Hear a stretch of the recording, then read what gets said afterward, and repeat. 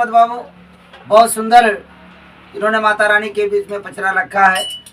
ढोल पर साथ दे रहे हैं हमारे राजेंद्र भैया जी, साथ में सहयोग है पुत्तन दादा और अलखराम बाबू साहब जो हारमोनियम पर संगत दे रहे हैं। बहुत अच्छे कलाकार हैं, गरीब घर परिवार से, लेकिन कला इनके अंदर कूट कूट कर भरा हुआ है।